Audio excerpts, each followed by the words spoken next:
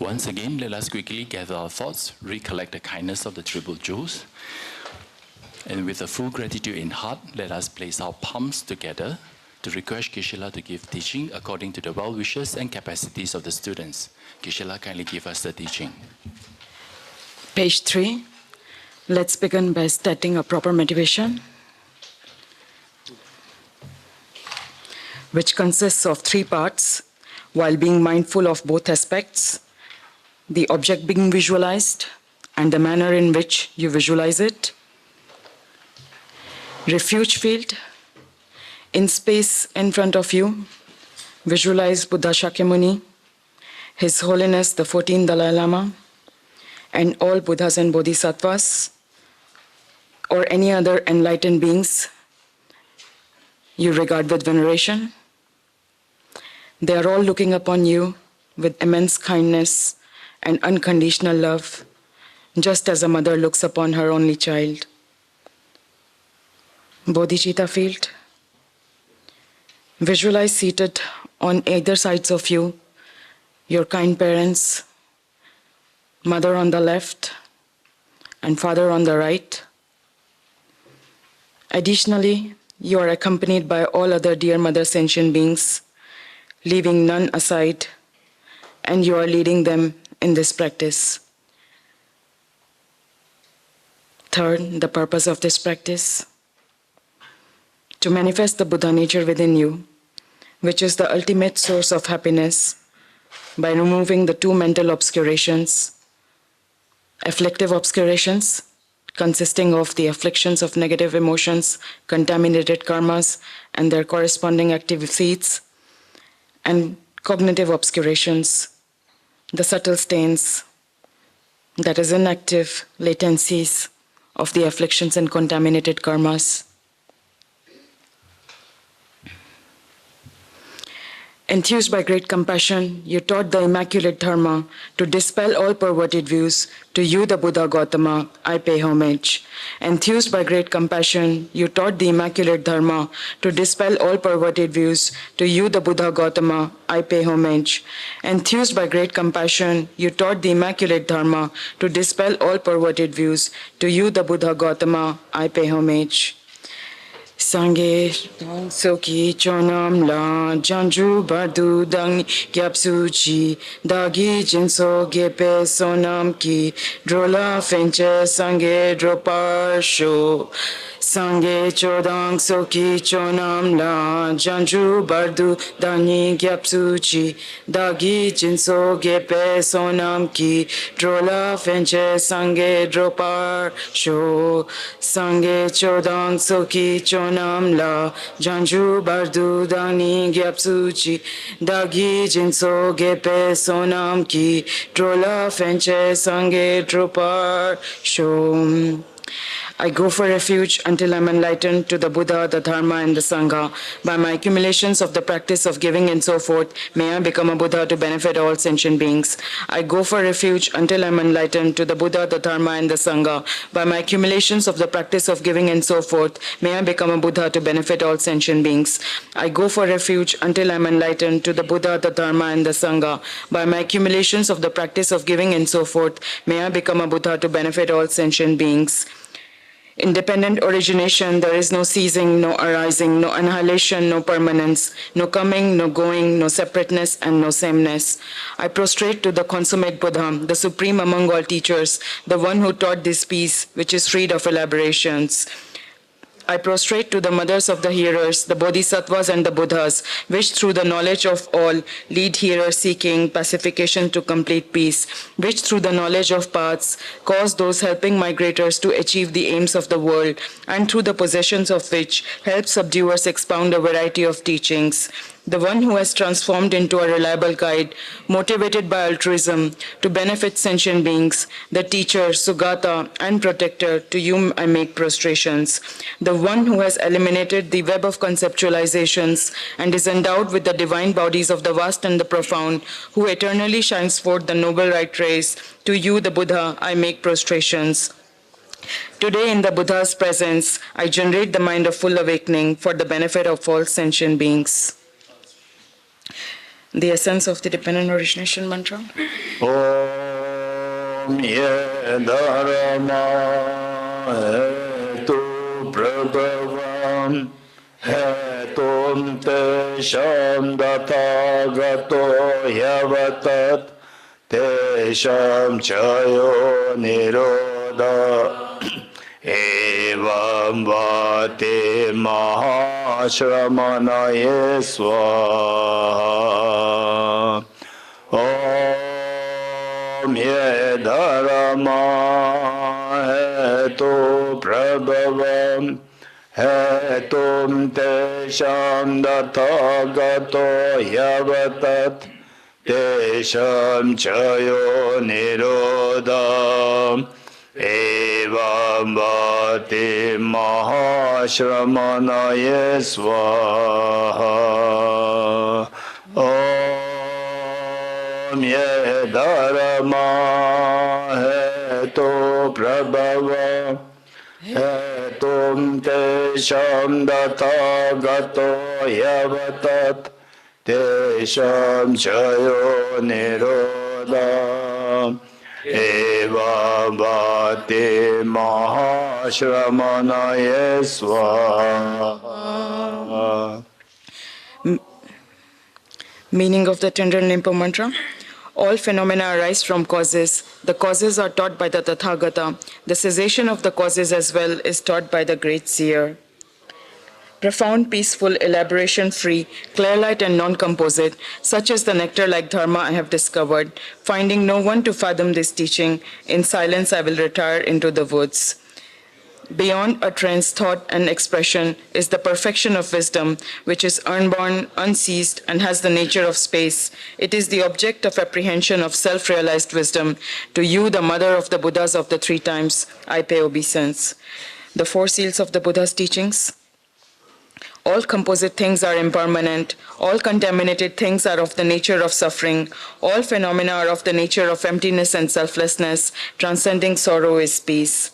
The Guru is the Buddha, the Guru is the Dharma, likewise the Guru is the Sangha, the Guru is the source of everything wholesome. I go for refuge in the Guru. By the sound of the vibrant drum of Dharma, you liberate all beings of miseries. I beseech you to kindly remain and give teachings until the end of the expanse of billions of eons. The Buddha doesn't wash the negativities of beings, nor does he remove their miseries by his hands. His spiritual transmissions are not transferred to them. It is by teaching the truth of suchness that beings are liberated. With folded hands, I beseech the Buddhas of all directions to shine the light of Dharma for all bewildered in misery's gloom. Instructions on parting from the four attachments. If you are attached to this life, you are not a spiritual practitioner. If you are attached to samsara, you have no renunciation. If you are attached to your own self-interest, you have no bodhicitta. If there is grasping, you do not have the view. Page 14, praise to Buddha Shakyamuni.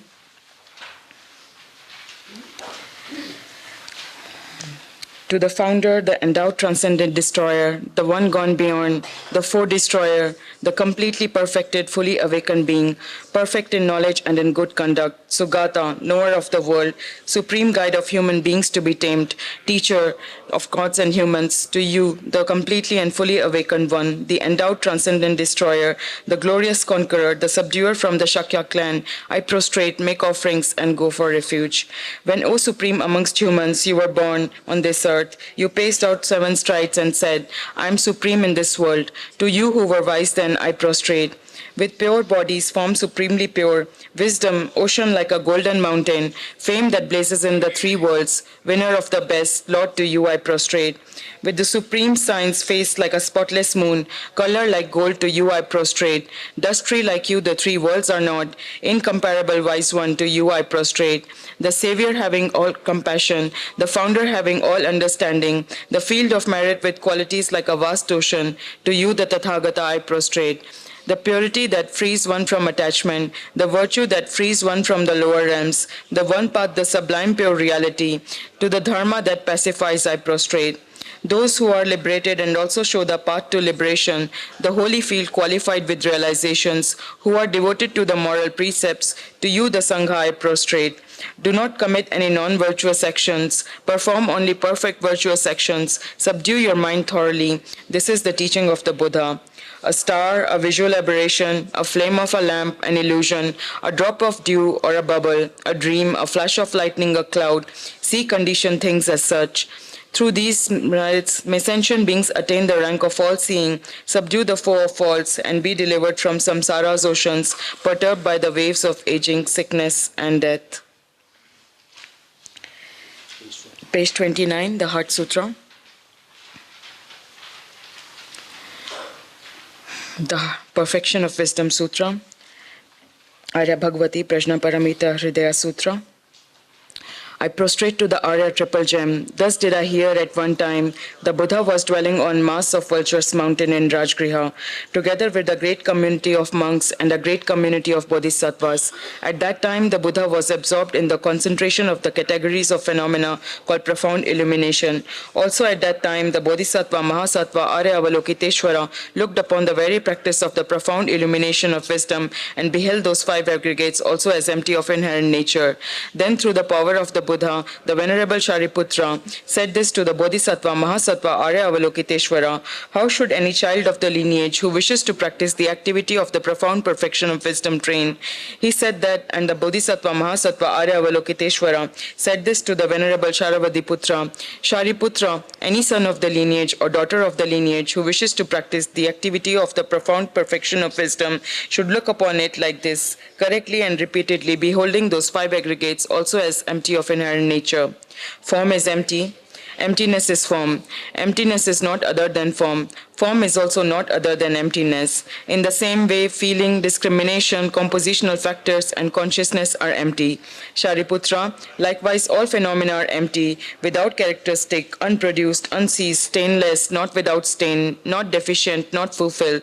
Shariputra, therefore, in emptiness there is no form, no feeling, no discrimination, no compositional factors, no consciousness, no eye, no ear, no nose, no tongue, no body, no mind, no visual form, no sound, no smell, no taste, no object of touch, and no phenomena. There is no I element, and so on, up to and including no mind element, and no mental consciousness element. There is no ignorance, no extinction of ignorance, and so on, up to and including no aging and death, and no extinction of aging and death. Similarly, there is no suffering, origination, cessation, and path. There is no exalted wisdom, no attainment, and also no non-attainment. Shariputra, therefore, because there is no attainment, bodhisattvas rely on and dwell in the perfection of wisdom, the mind without obscuration, and thus without fear. Having completely passed beyond error, they reach the end point of nirvana. All the Buddhas who dwell in the three times also manifestly, completely awaken to unsurpassed perfect complete enlightenment in reliance on the perfection of wisdom. Therefore, the mantra of the perfection of wisdom, the mantra of great knowledge, the unsurpassed mantra, the mantra equal to the unequaled, the mantra that thoroughly pacifies all suffering, should be known as thus, since it is not false. The mantra of the perfection of wisdom is declared: Tayatha Om Gate Gate Paragate Parasamgate Bodhi Swaha. Shariputra, the Bodhisattva Mahasattva should train in the profound perfection of wisdom like that. Then the Buddha arose from the concentration and commended the Bodhisattva Mahasattva Arya Avalokiteshvara, saying, well said, son of the lineage, it is like that, it is like that. One should practice the profound perfection of wisdom just as you have indicated. Even the Tathagatas rejoice. The Buddha having thus spoken, the Venerable Sharavadiputra, the Bodhisattva Mahasattva Arya Avalokiteshvara, those surrounding in their entirety, along with the world of gods, humans, asuras, and gandharvas, were overjoyed and highly praised that spoken by the Buddha. This completes the Arya Bhagavati Prajna Paramita Sutra.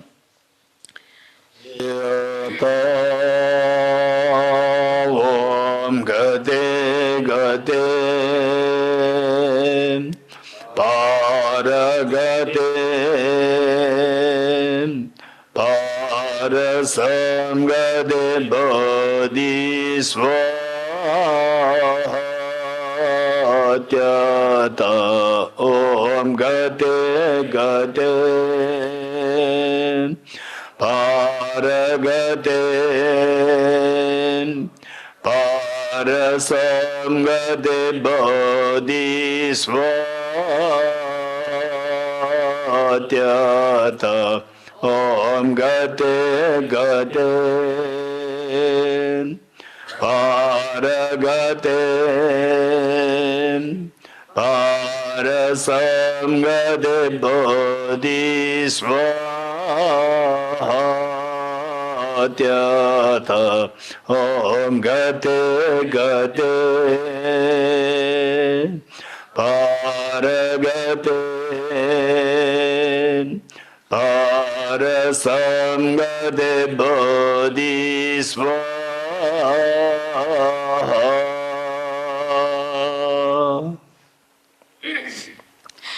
By the teachings of the three supreme jewels possessing the power of true truth, may inner and outer hindrances be transformed.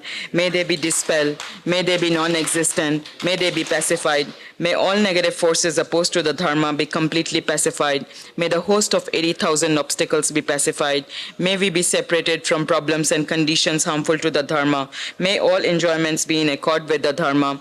May auspiciousness and perfect happiness pervade this place now.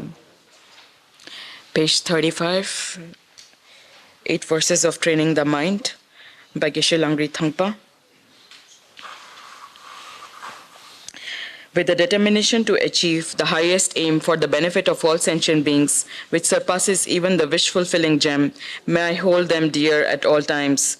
Whenever I interact with someone, may I view myself as the lowest amongst all, and from the very depths of my heart, respectfully hold others as superior. In all my deeds, may I probe into my mind, and as soon as mental and emotional afflictions arise, as they endanger myself and others, may I strongly confront them and avert them. When I see beings of unpleasant character and those oppressed by strong negativity and suffering, may I hold them dear, for as if I have discovered or when others out of jealousy treat me wrongly with abuse, slander and scorn, may I take upon myself the defeat and offer to others the victory. When someone whom I have helped or in whom I have placed great hopes mistreats me extremely in hurtful ways, may I regard them still as my precious teacher. In brief, may I offer benefit and joy to all my mothers, both directly and indirectly. May I quietly take upon myself all hurts and pains of my mothers. May all this remain undefiled by the stains of the 8 mundane concerns, and may I, recognizing all things as illusions, devoid of clinging, be released from bondage. Lama Tsongkhapa's Lamrim Dedication Prayer Verse 1.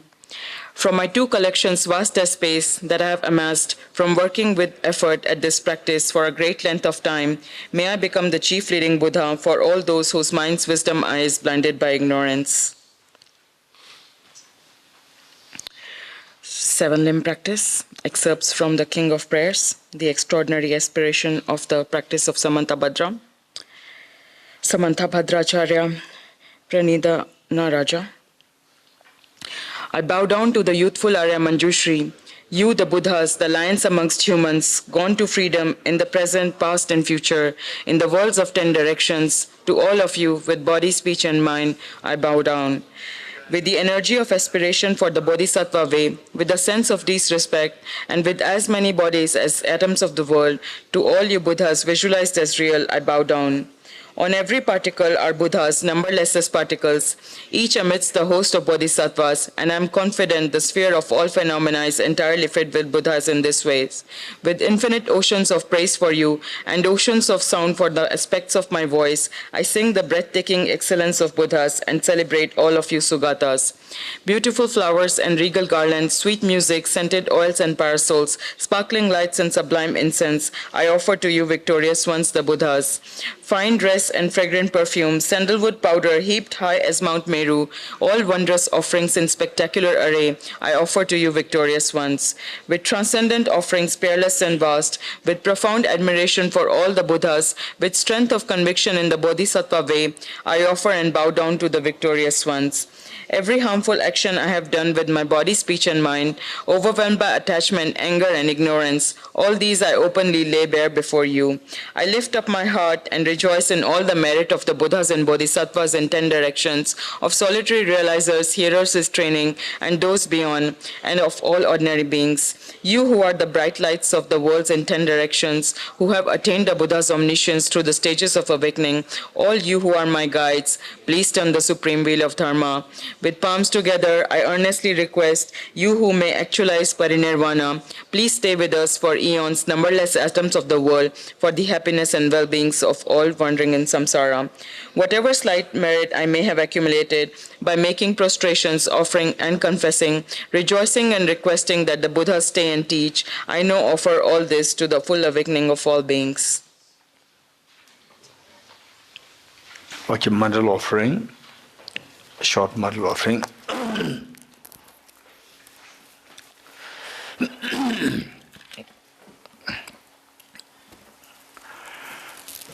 This ground, anointed with perfume, strewn with flowers, adorned with Mount Meru, the 4 continents, the sun and the moon. I imagine this as a Buddha felt and offer it. May all sentient beings enjoy this pure land.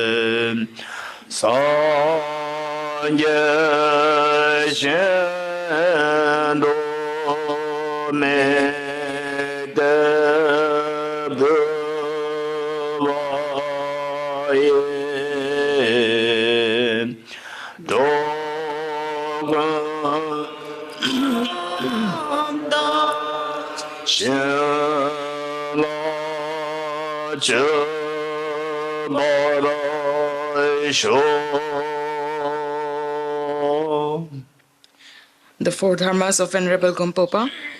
May I be blessed that my mind is from the path. May I be blessed that my dharma practice is on the proper path.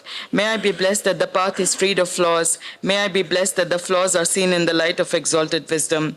The 4 dharmas of Venerable Bhikshu Mahasattva. Becoming utterly frustrated with the ignorance that grasps the true existence, please bless me to generate renunciation, seeing all aspects of samsara as viciously repulsive. Please bless me that my mind stream overflows with the precious bodhicitta that cherishes others more than myself. Please bless me to have an immaculate experience of the wisdom of emptiness that does not see even an atom of intrinsic reality on the basis of understanding how things come into being by dependent origination through mere conditioning. Please bless me that my mind stream overflows with the precious wisdom of the non-duality of bliss and emptiness. Idam Guru Ratna Mandalaka Nirayatayami. The foundation of all good qualities by Lama Tsongkhapa. The foundation of all good qualities is the kind and perfect pure Guru. Correct devotion to him is the root of the path. By clearly seeing this and applying great effort, please bless me to rely upon him with great respect. Understanding that the precious freedom of this rebirth is found only once, is greatly meaningful and is difficult to find again, please bless me to generate the mind that unceasingly day and night takes its essence. This life is as impermanent as a water bubble. Remember how quickly it decays and death comes. After death, just like a shadow follows the body, the results of virtuous and non-virtuous karmas follow. Finding firm and definite conviction in this, please bless me always to be careful, to abandon even the slightest negativity, and accomplish all virtuous deeds. Samsaric splendors are unsatisfying and unreliable. Seeking them is the door to all suffering. Recognizing these shortcomings, please bless me to generate a strong wish for the bliss of liberation. Led by this pure thought, mindfulness, alertness, and great caution arise. The root of the teachings is keeping the Pratimoksha vows. Please bless me to accomplish this essential practice. Just as I have fallen into the sea of samsara, so have all other transmigratory beings. Please bless me to see this, train in supreme bodhicitta, and bear the responsibility of freeing migratory beings. Even if I develop bodhicitta, but I don't practice the 3 types of morality, I will not achieve enlightenment. With my clear recognition of this, please bless me to practice the bodhisattva vows with great energy. Once I have pacified distractions to wrong objects and correctly analyzed the meaning of reality, please bless me to generate quickly within my mind stream the unified path of calm abiding and special insight. Having become a pure vessel by training in the general path, please bless me to enter the holy gateway of the fortunate ones, the supreme Vajra vehicle. At that time, the basis of accomplishing the 2 attainments is keeping pure vows and samaya.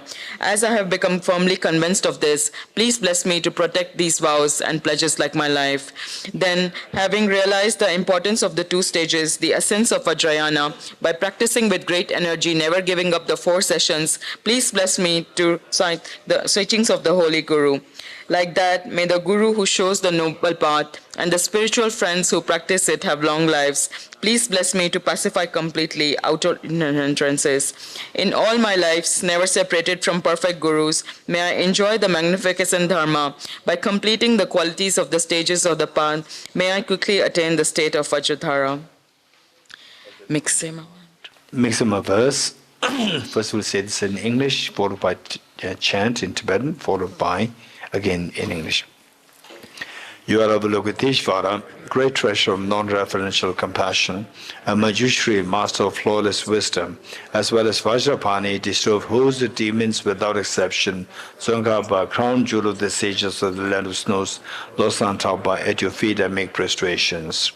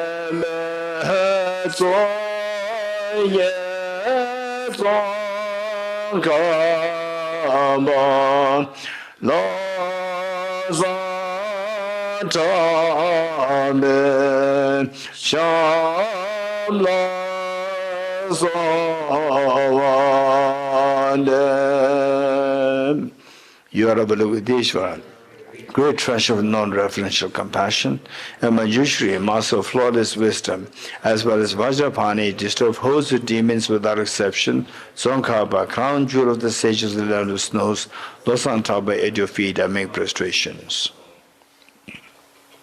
Thank you, Bhimagaji.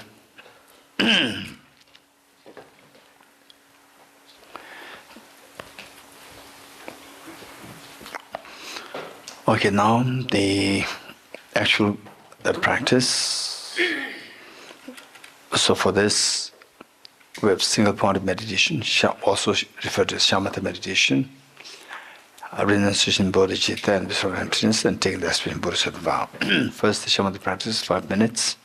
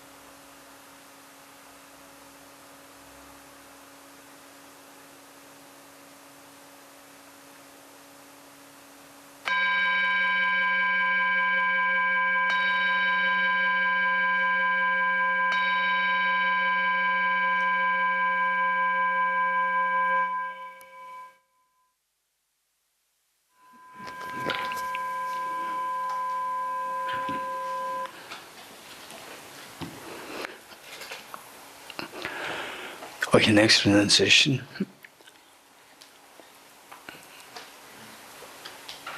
Today we'll do with guided or not guided. Huh? Guided. Not guided. Not guided. Okay. Huh? Guided. Okay, so we've only today, tomorrow, otherwise it should have been guided, not guided, guided, not guided. Alternate. Okay, it's fine. Today we'll do it guided. So meanwhile, we need to, okay, it's fine. So we have the recordings, and those of you who are interested to continue this practice, then based on the recordings that you're going to listen to later, you try to remember the points, and then you can also enrich, make your contemplations richer, meditation richer, by including more points according to your own personal experiences, readings, and the learning from others. Okay, ready? Renunciation. Renunciation is to renounce the miseries. Does not renounce happiness. To renounce the miseries, we need to learn how to renounce causes of miseries. The Buddha taught, Ye dharma hedu prabhava, hetum desham tathagato hyavatad. There's all these phenomena of miseries and happiness, they rest in the causes, and particularly the cause of the miseries are taught by the Tathagata. And how to bring an end to these causes of the miseries as well as taught by the great seer. So what are the causes of the miseries which the Buddha taught? This is what Arya Nagarjuna summarized in one verse in Mul Madhyamaka Karika. Ceasing of karma's afflictions is nirvana. Karma's afflictions arise from conceptualization of inappropriate attention, which in turn arises from the elaboration of grasping at intrinsic existence, and the elaborations cease through the wisdom of emptiness. Here, finally, the Buddha identified the root of the miseries as ignorance. And the ignorance, again, the Buddha taught various levels, particularly 4, and overcoming which will help us stop all the tears of samsara.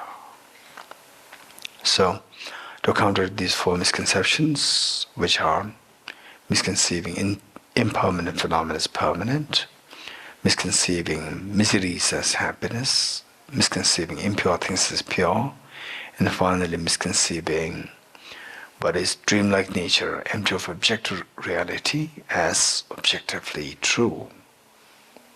To counteract the 4 misconceptions, the Buddha taught the 4 seals, particularly the first 3, and the 4th one in the form of the resultant state. After practicing the 4 wisdoms, what result we can experience result in the form of the tears, painful tears of samsara coming to an end. So the Buddha taught the first seal, all composite things impermanent. Composite here referring to things which are constituted of directional parts, meaning material parts like atoms, electrons, protons, and so forth, and temporal parts, parts in time. Whatever is the composite phenomena, which means anything which is made of these things, these parts should necessarily be impermanent nature. And impermanence is of 2 kinds, gross impermanence and subtle impermanence. Gross impermanence, the impermanent phenomena whose continuum terminates. For example, 2024, the continuum terminated, and our youth, the continuum terminated, and the death, again the continuum will terminate. And all experiences that we encounter, such as going for a sightseeing, the old forts, the palaces and so forth, the pyramids and so forth. There's all the proof of the impermanence once upon a time. What about these pyramids? These huge, gigantic pyramids. These are indication of once upon a time, very powerful pharaohs, or the kings, or the emperors. And where are they now? They're all gone. We don't even identify the bones. Whose bone is this? Bone of which pharaoh? And those days, the ordinary people cannot even come close to that. Considered so powerful, so important. Now archaeologists just play with these things. They just check, what is this? Whose body is this? So this impermanence, this is what the Buddha taught us, impermanent phenomena. In our own real life, whenever we celebrate birthday celebrations, Christmas, Diwali, or any celebrations, remember that this falls under the category of the gross impermanence, the continuous stop. Just tell yourself, even this impermanent, people are in just so much full of gay and joy, celebration mood, but even that will end. The precious night, they also end. Nightclubs, they end. It's for this reason that the Buddha taught that youth ends in old age, and the wealth, accumulation wealth, ends in exhaustion. Coming together of family members, friends and so forth, ends in separation. Whatever is born dies. This is reality. Yes. So all these changes that we see, which fall into gross impermanence, the change that you see within the span of 100 years, 50 years, 30 years, 20 years, 10 years. These changes are possible only if the changes happen on a yearly basis. The change that you see on the yearly basis is possible only if the changes happen on a monthly basis.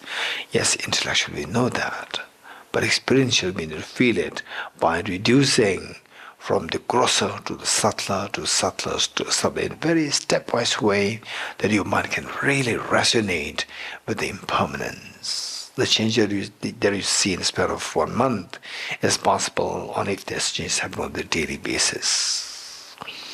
And that change is possible only if the change happens on the hourly basis, minute by minute basis, second by second basis, and millisecond by millisecond basis, which means it changes so fast. All what is constituted as a composite phenomena should necessarily undergo moments.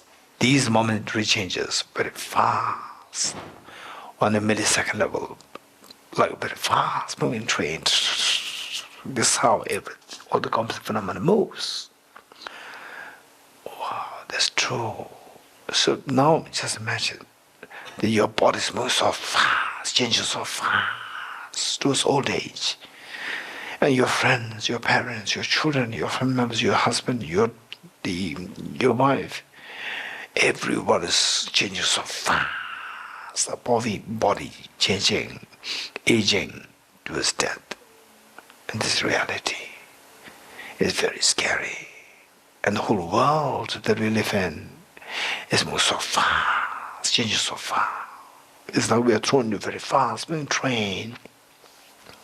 The faster the train moves, the more the fear. Why? We don't know where this train is taking us. If the train, and who decides where this train is taking us? Train driver decides. If the train driver is your mom and dad, no doubt it'll take you to a picnic spot. But unfortunately, if the train driver is a terrorist or under the dictatorship of terrorists, it will only take us to a slaughterhouse. And for us, while the train driver is a mind, Unfortunately, this mind is under the dictate of the worst of the terrorists, worst of the contaminations, known as self-grasping ignorance. And this ignorance complemented by self-centered attitude. No chance now. It only takes us to the slaughterhouse. This is what the Buddha indicated as all contaminated things. Our mind, under contamination, part of the contamination of the self-grasping ignorance, complemented by self-centered attitude, only take us to miseries. What kind of miseries? Three kinds of miseries which we learned. Suffering, change, and pervasive condition suffering. It's so painful. And the ordinary people like us, who are scared of suffering, the evident suffering, we're so scared. And more evolved beings, they're scared of suffering change because we see them as babes. Ordinary people, they don't see them as babes, they see them as fun. But more evolved beings see them as bait. Look at the animals. Animals, when they feel that this food is a bait, they will run away from this. Whereas those animals who do not know that this is bait, they will just chase after it and will be trapped.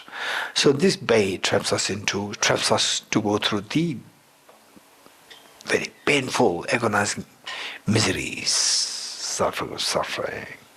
And then the most evolved beings will feel scared of the pervasive condition suffering, which is the mastermind of these two things, which creates the baits, and the baits to eventually throw us into the den of the lion, suffering.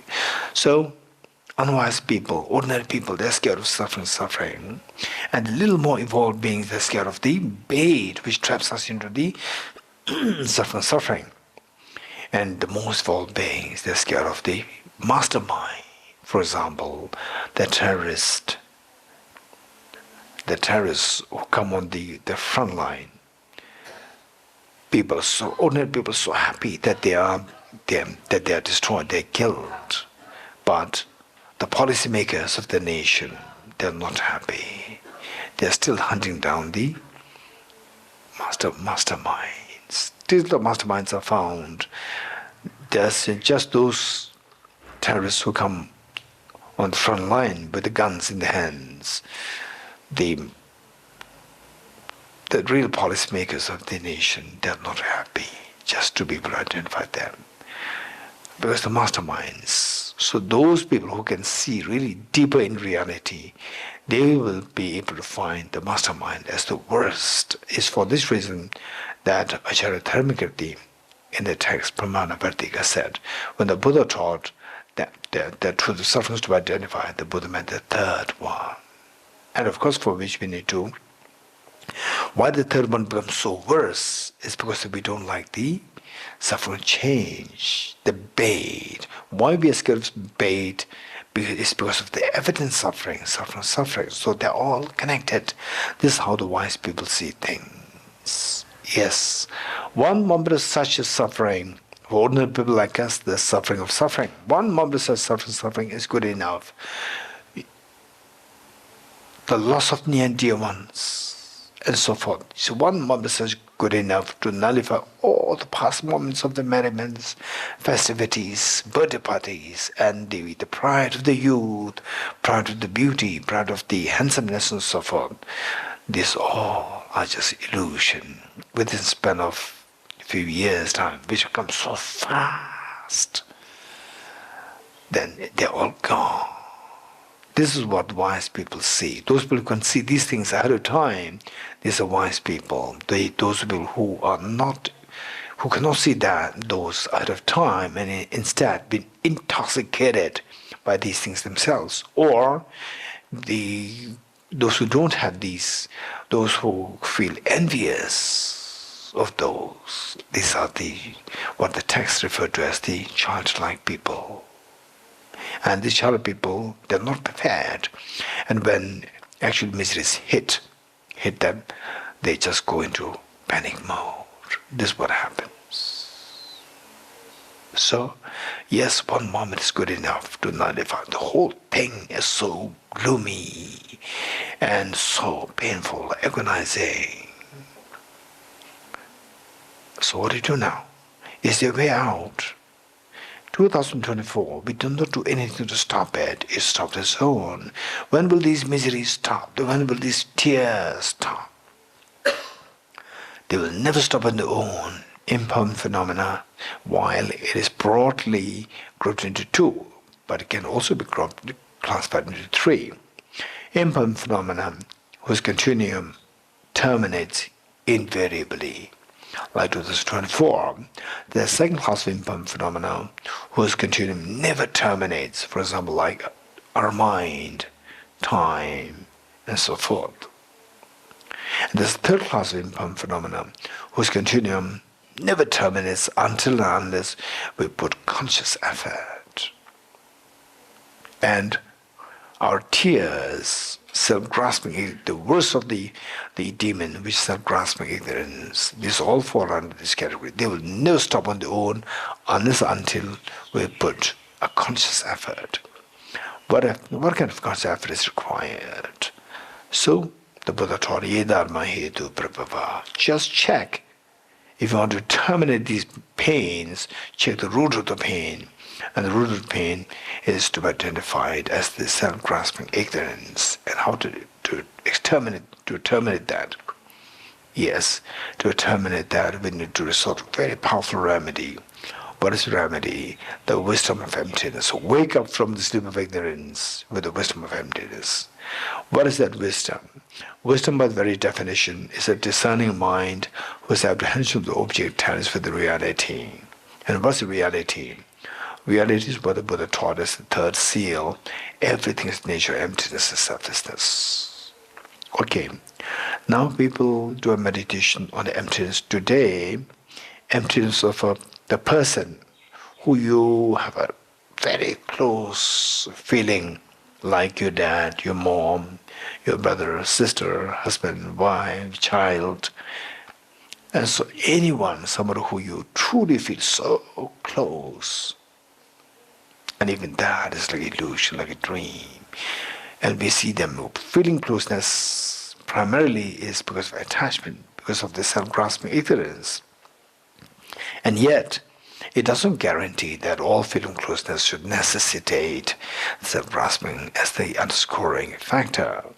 There's a genuine affection there which may not be grounded on self-grasping ignorance. But major part of these feelings closeness is grounded on self-grasping ignorance. Okay, today we'll check it. Just think of somebody who you truly feel so close.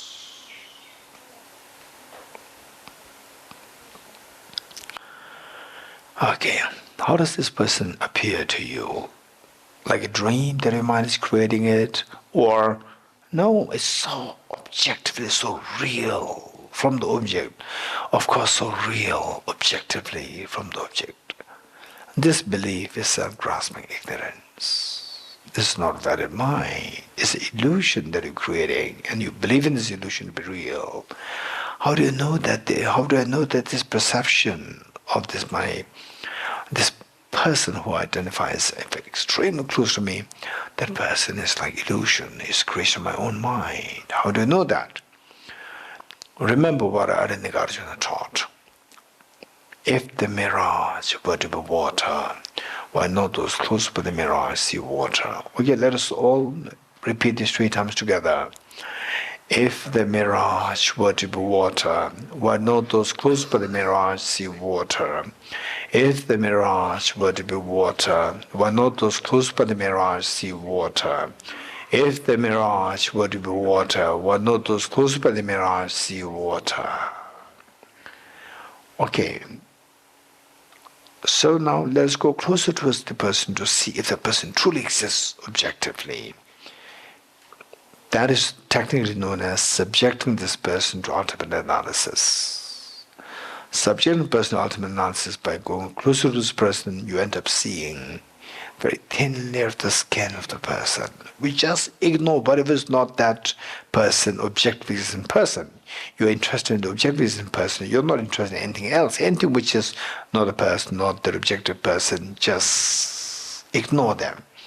Thin layer of the skin, behind that the fatty tissues, behind that the muscles, the cartilages, alongside, parallel to this, is the blood vessels, the whole skeleton, the heart, the lungs, the liver, the pancreas, stomach, intestine, and so forth. All this sort of parts constitute the element of earth. Element of earth is not identified as objectively as that person saw appearing to me, and these sort of parts, they appear so repulsive. Next element of earth, 4 liters of blood which is pumped in and out by the heart to different parts, but of course that is not that person. Element of fire, 2,600 joules of energy, in other words, the body heat. That's also not that person. Element of air, 4.6 liters of air that this person breathes in and out. If that's also not that person. Element of space, 99.9% of that person is space. It's made of atoms, and the atom space between the electrons and the nucleus, the protons, and the neutrons. The space between is way, way, way bigger than in comparison with the size, the space occupied by these tiny electrons, protons, neutrons. So essentially we are like vacuum, but that person is not vacuum, that person is not a person. If the space is also not that person, what is left now? The person's mind is left. Even the person's mind is not that person, the person is a male, the person is a female, and the mind does not have a gender. Gender is posited purely based on the body. So therefore, this mind is also not the person. Also that we can see that person, but we cannot see the person's mind. So from this very clearly is indicative of the person's mind not to be that objectively as the person. Okay, now in isolated analysis, what do you see? If at all there's something there, it's nothing more than these 6 elements. And tell me, which of the 6 elements is objectively seen as that person, seen as one with the person? None. If you understood this, you've understood the essential of understanding the emptiness of objects being intrinsically one with its parts. Okay, if not interested in one, then remove all the parts to see if this person exists as differently from these parts, these 6 elements. Remove the 6 elements, what happens? Nothing is left there. So both the possibilities for that person to exist objectively are ruled out. Now tell me, from the object, where is this person? To my amazement, I discover that person to whom otherwise I describe as so close to me, is not there objectively. Stay in this experience for a while. Okay, that is amazing practice. What's the benefit of this practice? Yes. Just as this person dissolves in the experience of the emptiness, likewise, all the pains that we see as objectively real, so real, sickness, aging, death, tension, depression, anxiety, anguish, all the sorrows, all the mental disturbances, when I subject them to ultimate analysis, likewise, they will all dissolve. To my surprise, to discover that they are like all illusion, they all dissolve in the experience of emptiness. Stay in the experience of the emptiness where all these sorrows dissolve. Okay, generate a very strong aspiration. May I forever abide in this experience of the emptiness where all my sorrows are transcended and the deep, very profound sense of peace dawns from deep within. Stay in this experience for a while. This is the final meaning of the renunciation. Okay, good. Let's take a few seconds, come out of meditation. Let's take a few seconds rest to move to the next Bodhicitta meditation.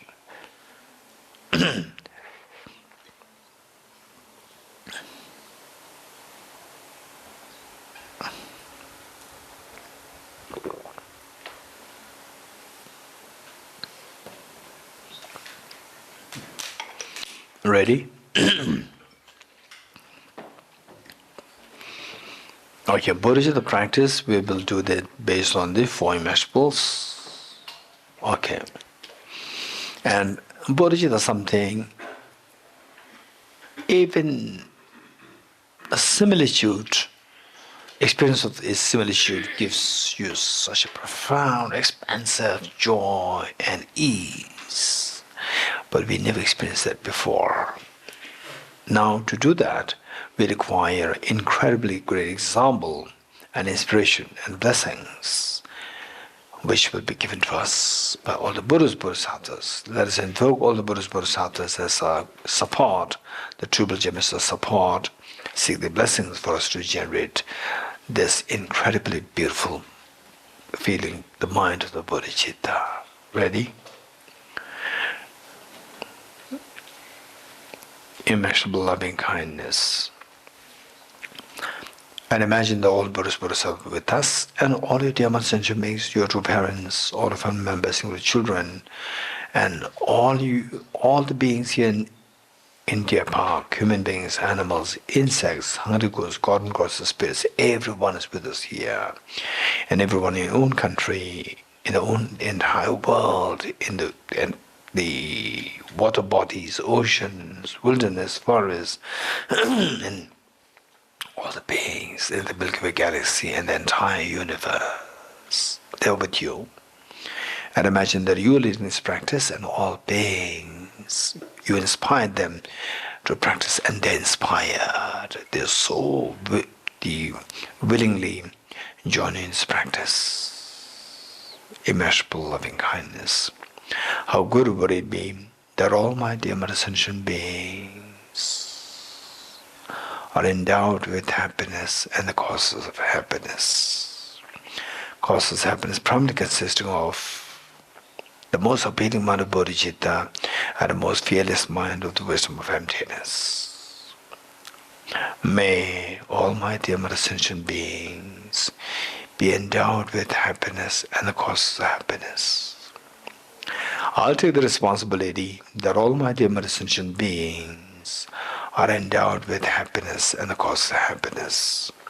The Buddhas and Bodhisattvas, like the mother after all these many years of raising you and your siblings with so much hardship, and today the little girl and little boy come to the mother, telling the mother, Mother, please take rest. You have done everything for us. We know how much you love us, and we also love you. Now we're grown up. We'll take care of all the siblings. And the mother could not believe her eyes with tremendous joy and happiness, the tears welling up in her eyes. This is exactly what happens to all Buddhas Bodhisattvas. Just imagine that the immense joy and happiness Buddhas Bodhisattvas feel, invoke the compassionate minds to send forth nectars of soothing lights towards you and all dear messenger beings, instilling in all happiness and of course happiness in the messenger beings yourself. And you witnessing such a miracle is happening to all of dear messenger beings. You're intensely happy. Take 3 deep breaths, sighing with relief.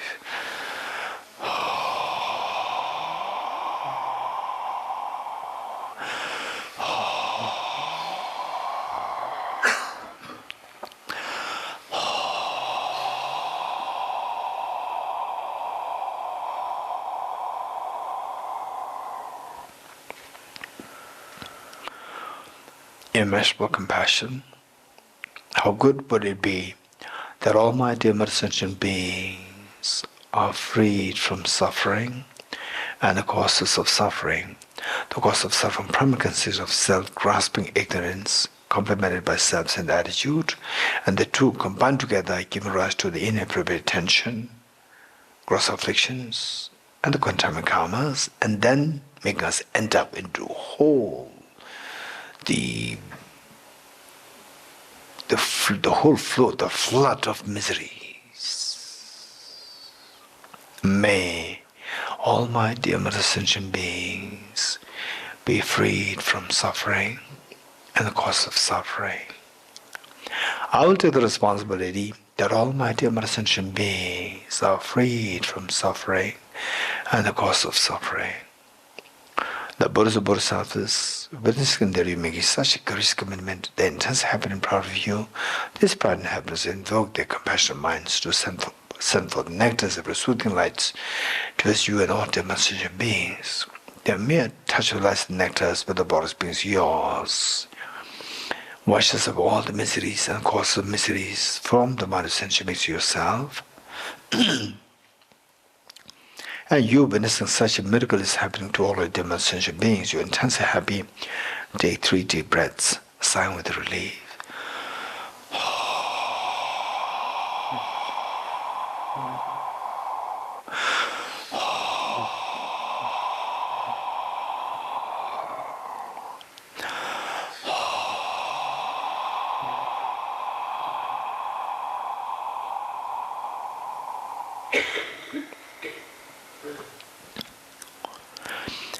Immeasurable joy.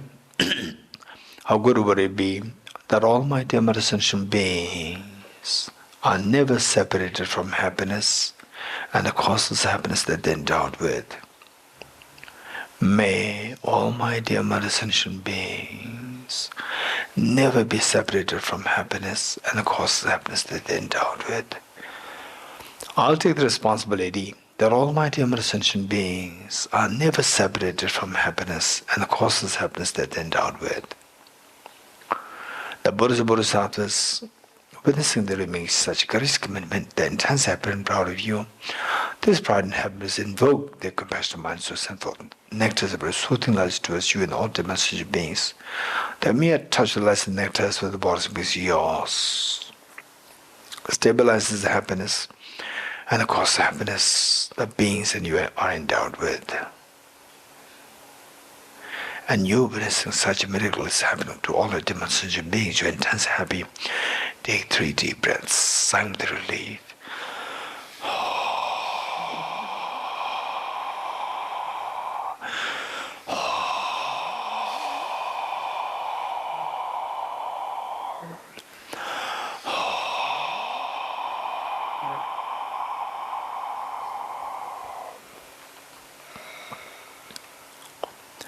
Finally, immeasurable equanimity.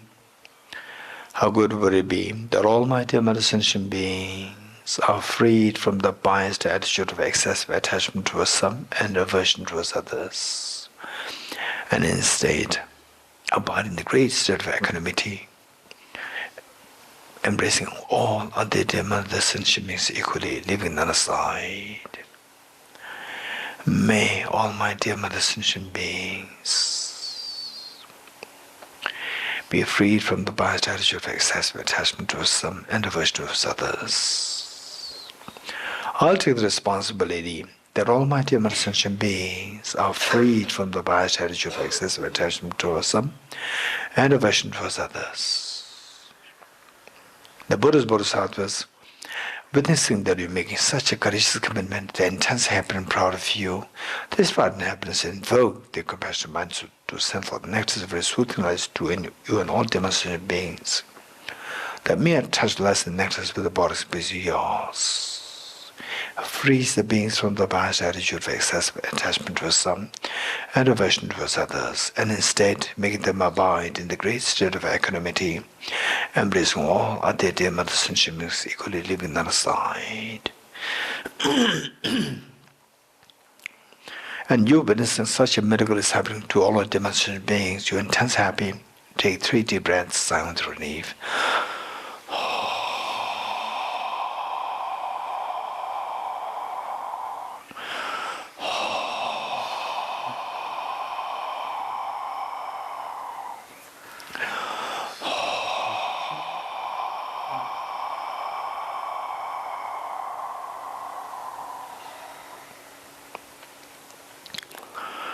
underscoring all the four immeasurables is unconditional love, which is the basis for you to generate Bodhicitta, which in turn is the ultimate factor for you to become Buddha.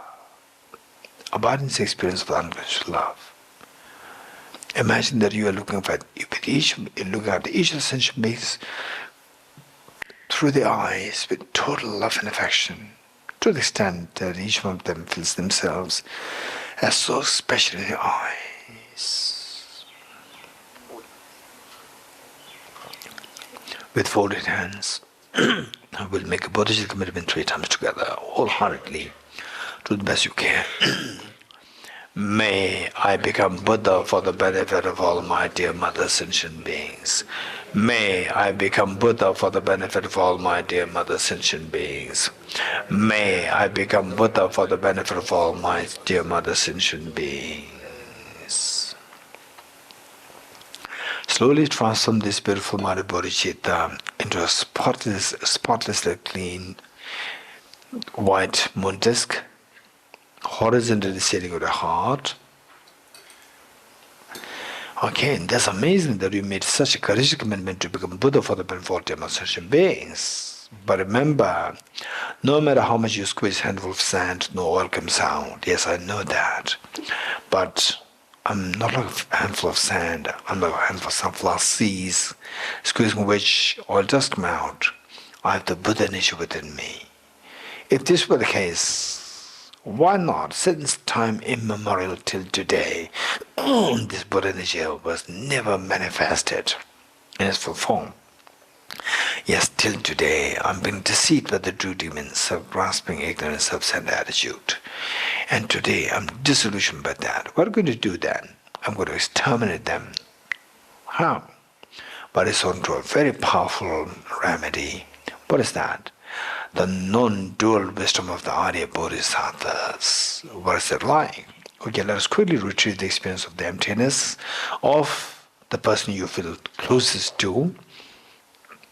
Okay, visualize that person to whom you love so much, to whom you feel the closest. How does the person appear to you? Object real, or like a dream that your mind is creating? Of course, object real. If you understand this, you've understood the first essential identity for the object negation, to object to the real self. That person exists independently of your mind. Okay, how to evaluate this belief in that person to be subjectively? This is the self-grasping ignorance. And how do you know that this ignorance, that this is not a valid mind? Remember what I Nagarjuna taught. If the mirage were to be water, one of those close by the mirage see water. In a similar token of reasoning, if this person to whom I feel closest, if this were to be objective real, why don't I see this person as I go closer towards the object? Okay. But I'm going closer to the object to examine if the person exists objectively. Technically, this is known as ultimate analysis. Subjective is ultimate analysis. The person ultimate analysis. The only possibility for the person to exist objectively is twofold. Either its paths should be intrinsically one with this person, or different from the paths should be intrinsically one with the person. These are only two possibilities for this person to exist objectively. If you are definitely sure of that, you understood this second essential understanding, the pervasion. Now, how do we know that these two possibilities are ruled out?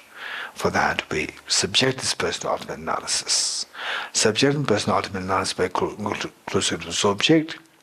Just ignore whatever is not that person. You are only interested in the subjective existence person who you consider as the closest to your mind.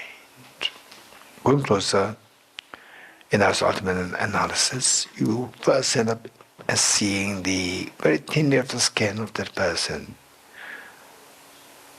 Behind that, the fatty tissues. Behind that, the muscles, the cartilages, the whole skeleton, the heart, the lungs, the liver, pancreas. All all the salt parts constitute element earth, element water, 4 liters of blood, which is pumped in and out by the heart different parts of the body. Element of fire, the body heat. Element of air, 4.6 liters of air that this person breathes in and out through the lungs. Element of space, element of consciousness. Now tell me, you have to come too close to object and you have to that person you have seen the 6 elements. Which of the elements is to be identified as intrinsically, objectively as one with that person? None. This person is so appealing and none of these 6 elements looks appealing. Okay. If you are sure of this, you have understood the third essential of understanding, the emptiness of the object being intrinsically one with its parts. Okay, now, of the 2 possibilities, one is ruled out, and if these parts, the 6 elements are not to be intrinsically as to be seen as the person, remove them to see if the person still exists objectively different from these 6 elements. Remove the 6 elements, what happens? Nothing is left there. If you are absolutely sure of this, this is your understanding of the 4th essential of understanding, the emptiness of objects being intrinsically different from its parts. Okay, now tell me, where is this person from the object? None. Emptiness of the objectivity of the person is discovered. That is the objectivity of the person.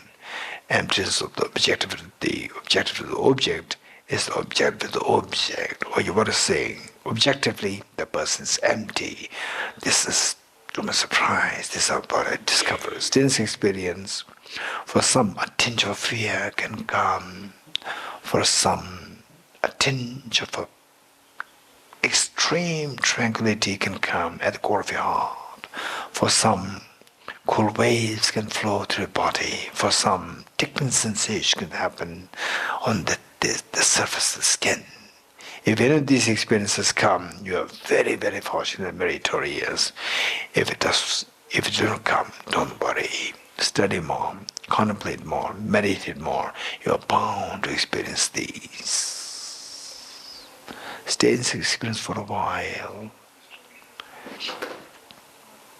It's a very profound experience that the person is empty objectively.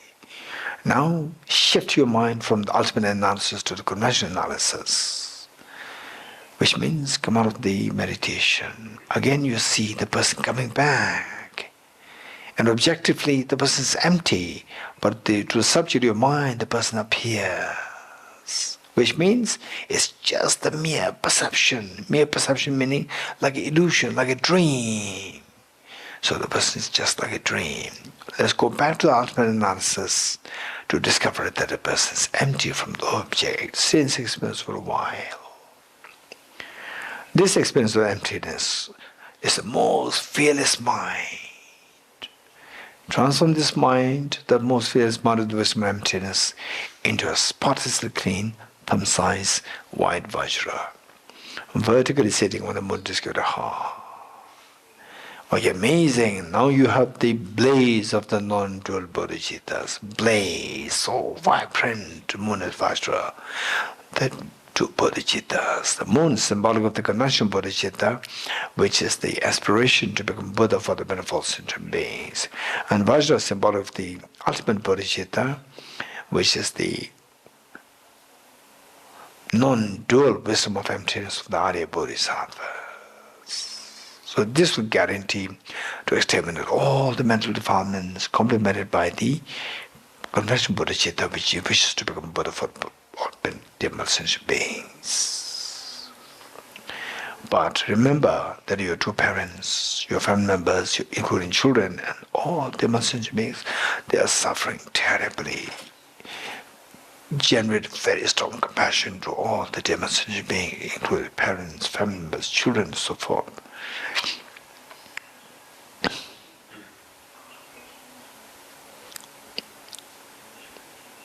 Okay, this compassion invokes the Vajramuni in the heart to multiply infinite number of times.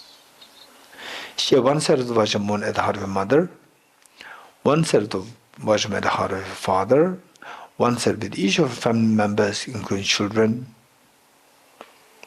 and to all the people who are sick, who passed away, who died, and who are sick, including our very dear friend Damdul, who many of you know, and anybody you think of.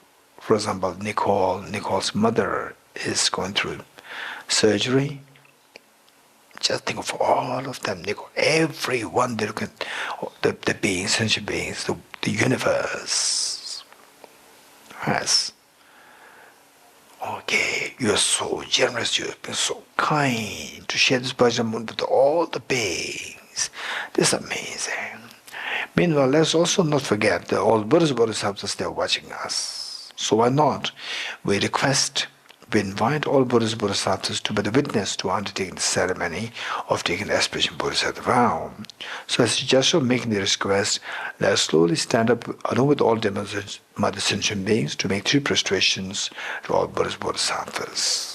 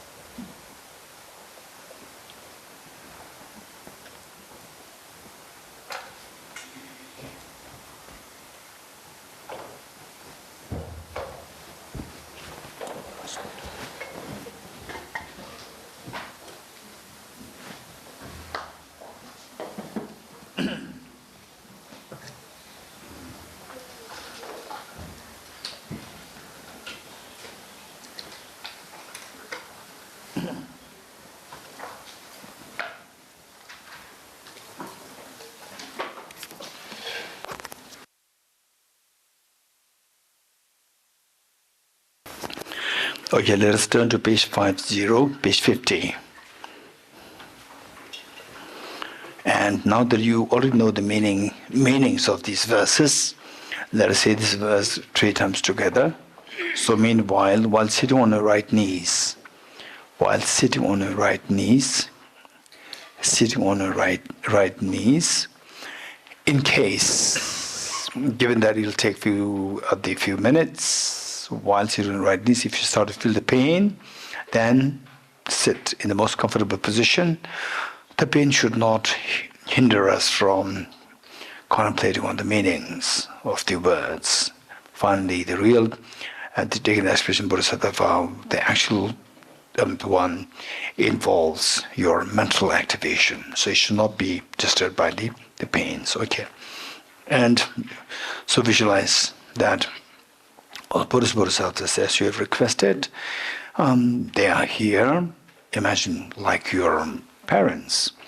Given that for the first time in your life, you as a little boy, age 4 or 5, for the first time, you are making public appearance on behalf of the school. And the parents, they feel so proud of you, and they leave behind whatever they have to do that day to join the audience, waving their hands to you, to say, "We are here, we are so proud of you, we are here." So they came here just to give you moral support. And although you're a very little girl, little boy, but you're a very responsible child, you bring along with you all your siblings. This is exactly what you do to visualize all the sentient beings with you. For example, as I said earlier, your parents, all of the members, your children, and everyone in the universe, and those who are sick, those who pass away, those who are sick, for example, like my very dear friend, Dalai, and yesterday I got the information that Nicole, her mother, is going through the surgery, major surgery, and Nicole is struggling to help her. So let us bring all of them with us to take aspiration Bodhisattva vow with us.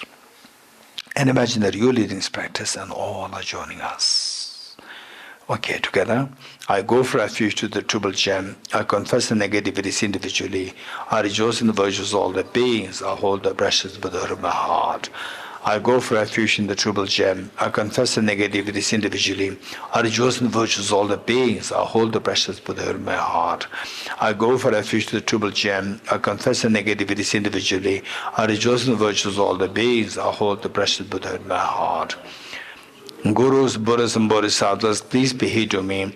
Just as the previous Buddhas have generated the mind of Bodhicitta, and just as they successfully dwell in the Bodhisattva practices, likewise for the benefit of all sentient beings, I will generate the mind of Bodhicitta, and likewise shall I too successful train in the Bodhisattva practices. Gurus, Buddhas, and Bodhisattvas, please be here to me. Just as previous Buddhas have generated the mind of Bodhicitta, and just as they successfully dwell in the Bodhisattva practices, likewise for the benefit of all sentient beings, I will generate the mind of Bodhicitta, and likewise shall I too successful train in the Bodhisattva practices. Gurus, Buddhas, and Bodhisattvas, please be here to me. Just as the previous Buddhas have generated the mind of Bodhicitta, and just as they successfully dwell in the Bodhisattva practices, likewise for the benefit of all sentient beings, I will generate the mind of Bodhicitta, and likewise shall I too successful train in the Bodhisattva practices. Feel the joy of having received the aspiration Bodhisattva vow, and imagine that all the Bodhisattvas, like the mother, after all, after hearing the complaint from the school principal all the time, all these many years, today, again she sees the school principal escorted by school principal coming to the mother, escorted by other teachers. Again, she is very apprehensive. What kind of a complaint today? The school principal said, no, we came here to congratulate you. What for? Your little daughter and little son, two of them appointed the best students of this year of the school. The mother could not believe her eyes and ears. She feels nectar-like news today. Otherwise, for all these many years, there was some complaint. And the joy, the tremendous joy they feels, brings tears in her eyes. This is exactly what happens to all Buddhas, Bodhisattvas. They are so happy today over you having taken the aspiration of Bodhisattva vow. So since time immemorial till today, the Buddhas, Bodhisattvas, they, like the mother, hearing the complaint. So they have been only wishing us that we don't engage in the non-virtues so that you will be freed from miseries. On the contrary, we rush towards engaging in the non-virtues. We continue to suffer terribly. And they only wish that we embrace the virtues so that we have abundance of happiness. On the contrary, we shun we shun the virtues, and we are constantly remain deprived of the happiness. Today what it did is something so different, which makes all the Buddhas and Bodhisattvas so proud and happy. And this proud happiness invokes the Vajramoon at the hearts of the Buddhas to multiply infinite number of times. Like rain shower, these Vajramoons, infinite numbers of the Vajramoons, they descend to merge with the one that visualizes your heart, thereby become a non-dual, stabilized and blessed.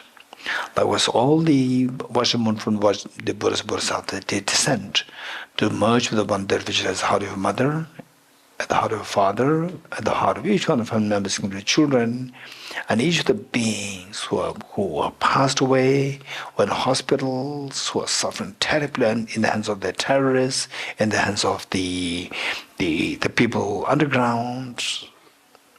For example, they who are sick, hospitalized, like the Rangula, Nicole's mom, and so forth. Thereby become non-dual, stabilized, and blessed. This is amazing. To repay the kindness of all the demonstration beings, there's nothing greater to do than what you did today. And today you have repaid the kindness for all the demonstration beings. And the Buddha declared, one moment of the practice of compassion far excels the gifts of the whole universe filled with gems, gold, diamonds, silver, so forth, and offered to all Bodhisattvas. This is what it case, what I mentioned of our having taken the aspiration Bodhisattva vow today. So today you have made the greatest of the offerings to all Bodhisattvas. And with your life, there's nothing greater purpose and a meaning than what you did today. You've given such meaning to your life. And all these three wonders happen because of the blessings, kindness of all the Buddhas, Bodhisattvas. As a gesture of thanking them, once more, let us stand up to make three prostrations, along with all the innocent beings, to all Buddhas, Bodhisattvas.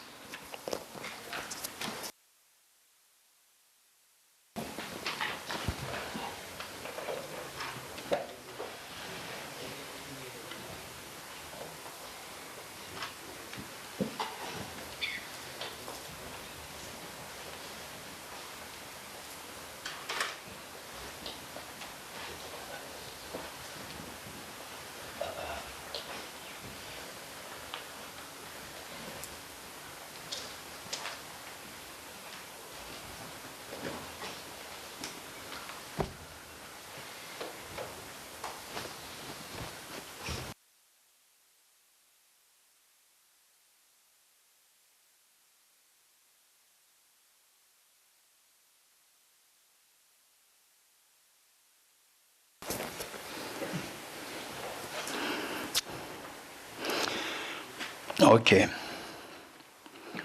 Let us turn to page 51.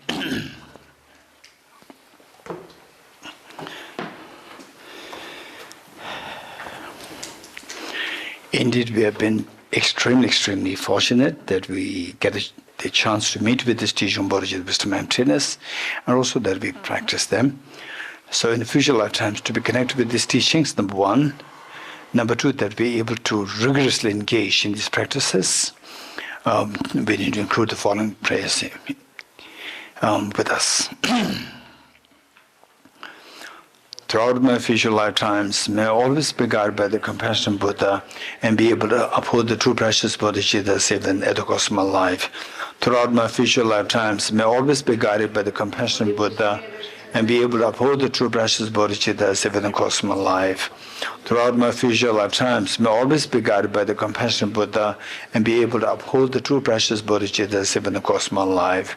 In order to further increase this Bodhicitta from now on, those with discernment who have lucidly seized and awakened mind of Bodhicitta in this way should highly praise in the following manner. Today my life is borne fruit. If we will obtain this human existence, I've been born in the family of the Buddha and now I'm one of Buddha's children. Thus, whatever actions start to do from now on must be in accord with the family. Never shall I disgrace or pollute this noble and unsullied race. Just like the blind man discovering a jewel in a heap of rubbish, likewise by some coincidence an awakened mind has been born within me. It is the supreme ambrosia that overcomes the suffering of death. It's the inexhaustible treasure that eliminates all poverty in the world. It's the supreme medicine that quells the world's disease. It's the truth that shelters all beings wandering and tired on the path of conditioned existence. It is the universal bridge that leads to freedom from unhappy states of birth. It's the adornment of the mind that expels the torments of disturbing conceptions. It's that great sun that finally removes the mystic ignorance of the world. It is the quintessential butter from the churn of the middle Dharma. For all those guys traveling on the path of conditioned existence who wish to experience the bounties of happiness, this will satisfy them with joy and actually place them in supreme bliss. Today, in the presence of all the protectors, I invite the world to be guests at a festival of temporary and ultimate delight. May God's demigods all be joyful. I dedicate the merits thus gathered towards the realization of the deeds and the prayers of Buddhas and the Bodhisattvas of 3 times, and to the upholding of the doctrine, scripture, and insight. May in all lives, through the fall of this merit, never separate from the 4 wheels of the Mahana vehicle, and accomplish the stages of the path, renunciation, bodhicitta, perfect in the 2 stages. From my 2 collections, vast the space that I've amassed from working with effort at this practice for a great length of time, may I become the chief leading Buddha for all those whose minds pessimized blinded with ignorance. Tage tuje shage riso chon shenge meto dege bonjomba Sege nembo tabo jebe ko shaye gebo kela chaselo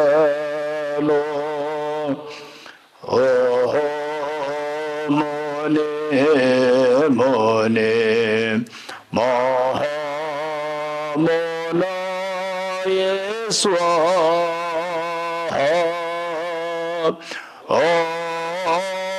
mone mone mahamona yeswaha Tage tuje shage reso shenge meto dege bonjo serge lumbo tabo jebe go shaye gebo kelo ha cha selo mone mone mahamona yeswaha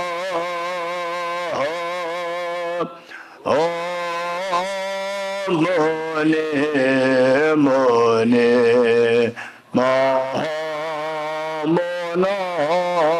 yeswaha Tage tuje shaye reso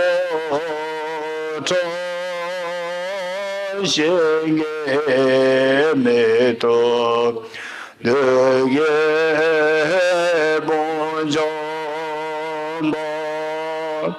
serge lumbo tabo jebe go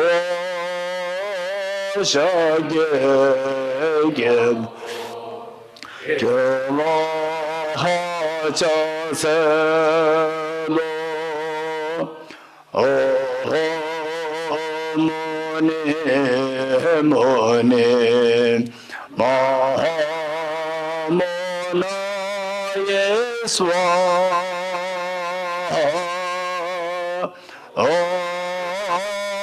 mone mone mahamona yeswaha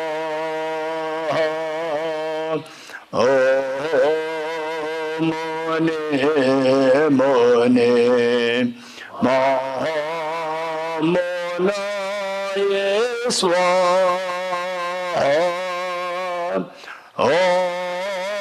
mone mone mahamona yeswaha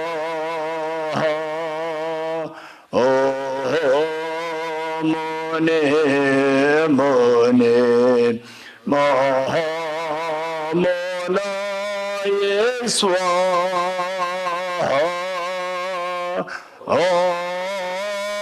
mone mone mahamona yeswaha.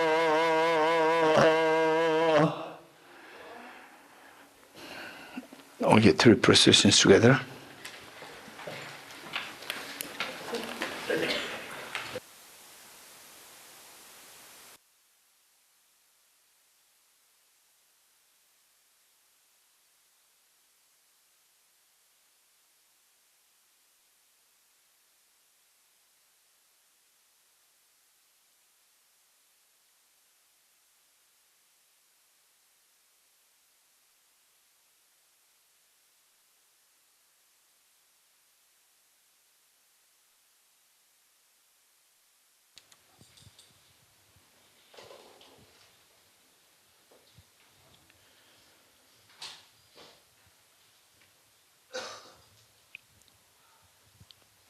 Om Muni